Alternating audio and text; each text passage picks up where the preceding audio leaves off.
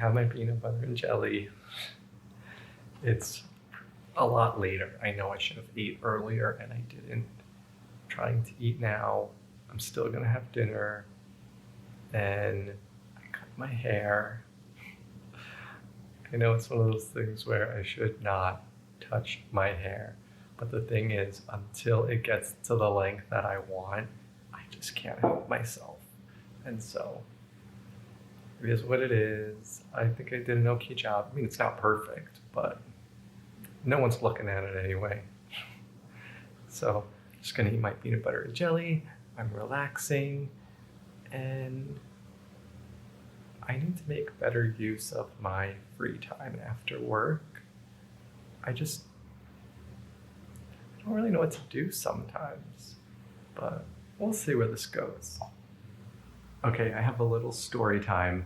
So a couple months ago, my mom came to visit me and we went to lunch. And we walked to the restaurant, then back to my place. And when I went to open my front door, I realized I was missing my mailbox key and one of my 2 house keys. I carry both house keys on me at all time and the mailbox key. And so I was just so afraid. I'm like, well, I'm gonna have to pay $100 to get a new mailbox key. And I don't feel safe knowing someone likely picked up my spare house key and they could just go in my place at any time. So I retraced my footsteps. I went into the restaurant and I left my name and number. They said they'd call me, and then walked home. I go into my house with the 1 key I still had. And would you know that either the mailbox key or the house key was on the couch, and the other one was on my little end table by the front door. No idea how that happened. Why would they not be in the same spot? And how did it get on the couch? I don't ever put my set of car keys on, all my keys on the couch. And so I really should have gone and got a new key ring to make sure this doesn't happen again. Well, I didn't, of course. So I decide to go on a walk tonight. And as I'm locking my front door, I accidentally drop my keys. And the only one I noticed came off was 1 house key. And so I picked it up, I put it back on the key ring, and then I continued on my walk. And as I was walking, I'm looking at the keys and I'm realizing the mailbox key is not on there. So I start retracing my footsteps, can't find it, starting to panic. And then I tell myself, it's gonna be okay. I am going to find it. I walk up to my door and it is right in front of the door on the floor. I got so lucky. Now to me, that is a manifestation because I remained in the state of it would be okay. I would figure it out. I would find the key. And I did. Now, if at least with what I believe, if I would have persisted that in the story that I'm never gonna find that key. It's so small. It's also more like a gold color, so it blends in. It's not silver. And if I would have persisted in the story that now I'm gonna have to contact, the building and get a new key, and what about my mail? It's just gonna sit in there. What if there's something important? I didn't do that. So it worked out, and I don't know if 3 strikes, you're out. So I have to go get a new key ring because I can't risk this happening a 3rd time. I'm sorry, this is probably the most boring story, but I just had to share it with someone. And I have the same dinner. I actually got 1 more meal, so tomorrow I'll be able to have that again for dinner. I really love this. and I will make it again. But what would be great is if I could come up with 2 really simple meals like this that I could just, make in bulk and then get 2 meals a day and not have to think because it's already prepared and I just heat it up and no big deal. And then I will be on my way to gaining weight. Okay, well, I thought I will talk a little bit about my conversation with my friend Amanda earlier today. And so we want to choose to be the new version of us. That is what we call embodying. You embody the new you, or the new state, or the new self-concept. So get clear on who you want to be. How does that person think? How do they behave? How do they walk? How do they react to circumstances when you're told no, that someone doesn't want to be with you, or a bill comes up and you start to panic? How would the version of you that is already loved and wealthy respond to things like that? And Amanda and I have been working side by side for the last couple months, almost every single day. We talk on the phone for an hour and a half to 2 hours. But it was only in the last 3 weeks that we got serious and decided we are all in on focusing on ourselves and embodying the new version of us that has everything that we desire: loved, chosen, wealthy, successful, abundance in friendships, and the whole thing. And when we did that and we made it about us, that's when we got the most movement in the 3D. And what do I mean by that? If you're new to or not familiar with the term, movement is what people call it when you see something change in your reality. So let's say you are persisting in I am loved, and you are really focused on that, and you're embodying it. You're being the person who is loved. And then an ex texts you, or the person that you're interested in calls you, or you just run into the most perfect guy, or people just start hitting on you, because that happens too. And so that's movement. It's not the full manifestation or your end. So let's say your end is marriage. Everything up to marriage would be movement in the 3D. And a lot of times we get hung up on the movement and circumstances.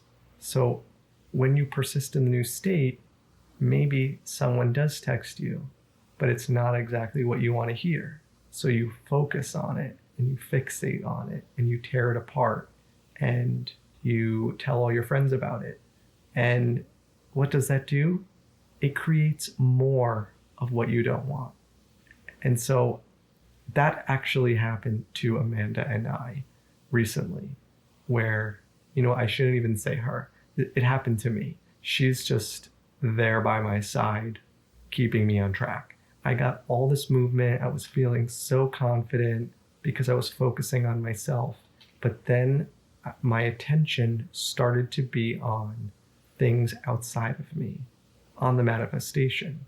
And that's not when I'm the most happy. I'm the most happy when I'm focused on myself and being the version that is loved and chosen, that doesn't need movement to feel happy. And I got in my head a little bit where I started to really overthink taking action in the 3D. And so what Neville teaches is you don't actually have to lift a finger to get your manifestation.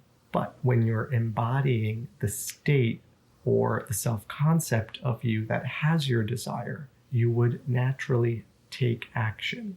So as an example, if you want to be, let's say, you want to learn how to play the piano, and maybe be famous for that. Well, yeah, it is possible you can wake up in a reality where you are already a successful piano player. But it's more likely that you're going to get up, make time every day, practice piano, have a recital, take lessons, a natural unfolding. And so for me, I know my end, what I want, and I don't get to control how it shows up, how long it takes, what happens. I don't get to control the movement, but I was getting a little fixated on the movement, on what is the best way to reply to this? What should I say? Should I say nothing? Should I take action? Should I not take action? And then I took action and it didn't work out the way I wanted. And that's okay, like I'm fine. But still, my awareness is on, not that it's not working, but that I feel like I'm getting more of the same. But the reason I'm getting more of the same is because I am not changing. I'm still showing up and reacting the same way I always have and fixating on the movement. What is the correct way to do this? Indifference. You can see the movement, you can be grateful for it, but you don't let that take over your focus. You still maintain your focus on, I know this is working. I already decided my end for the manifestation, what I'm getting. I decided who I'm going to be, and I'm going to persist in that, and nothing is going to stop me. And so how does that look when someone texts you and maybe they don't say what you wanted, or they don't reply to a text? You would read it and just not label it as a negative thing. You'd say, okay, that's fine. I can tell the conversation's not going the way that I want. So I'm going to step back, put all my energy into myself, and keep the knowing that this is working. And I'm not going to go tell all my friends. I'm not going to think about it anymore. Just a clear back to focusing on me. And I've said this so many times that I know that can feel scary to put the focus on you. But every time I put the focus on me, I get the most movement. I have to get past that gap where I'm getting movement, and now I am being indifferent, not reacting, being grateful, knowing it's working, persisting, and I'm going to get the whole thing. And so I think that's all I'll say. I could keep talking about this for hours because I love it. I love talking about manifestation. And in a way, to me, it's like a light switch. I need to switch the light on or off to the new version of me. So when things show up in my 3D, how would the version of me think, respond, react, be that person, embody that, be grateful that there is movement, and be confident and trust myself? I know that's a lot, but it's not. It's changing the way you think and the way you behave. And that's embodiment. And so I think that's it for my little manifesting section of the video. I am going to go do my skincare. I actually already took half of my vitamins. I need to take the other half. The thing is, when I take it all at once, it hurts my stomach. So I'm going to go take the other half of my vitamins, then do my skincare. And I've been doing the Trentanoin every other day. And the days I don't do Trentanoin, I do my full skincare at night. So I put on my essences. Well, I wash my face, then I put on the essences, then I put on a face oil, then a moisturizer, and sometimes I even put on an acid, an AHA, BHA. I try and change it up. And then on the opposite day, I do the Trentanoin, which I said in a previous video, I don't understand how a pea-size amount is supposed to cover my entire face. And how come I've not peeled from it? And my friend said, you need to exfoliate before and then only put the Trentanoin on your face. Because if you put any serums, oils, moisturizer, you're diluting it. And if you don't know what Trentanoin is, it is a prescription skincare thing. And it is like the best thing for anti-aging and acne. It will make your skin turn over as if it's brand new, and it's gonna like, any fine lines I have are gonna go away. And so what he told me to do is exfoliate first, and then when my face is a little wet, not soaking wet, then put the tretinoin in my hand, rub it around between my two hands, and then put it on my face. And that's all, because we don't want to dilute it. And he said, if I do it successfully, I will start to peel. And it will take about a month, where it's not going to be too cute. But because I know manifestation, I am going to assume it doesn't like bring up any acne or anything under the skin to the surface. I'm going to assume my skin will be perfect. I don't mind peeling, because for me, seeing the peeling shows it's working. And take that off, like peel, I was going to say peel me like a reptile, because I want to look young as long as I can. Yeah, I'm going to go do that. And I'm going to end the video here, because I've been chatting a lot. So if this is your first time on my channel, please consider subscribing. I am making daily videos documenting my eating journey and eating recovery journey. And I'm also talking about manifesting a lot. You are welcome to leave a comment below. I reply to all the comments. And if you can do me a favor and give this video a like, I would really appreciate that, because it does help to promote my videos.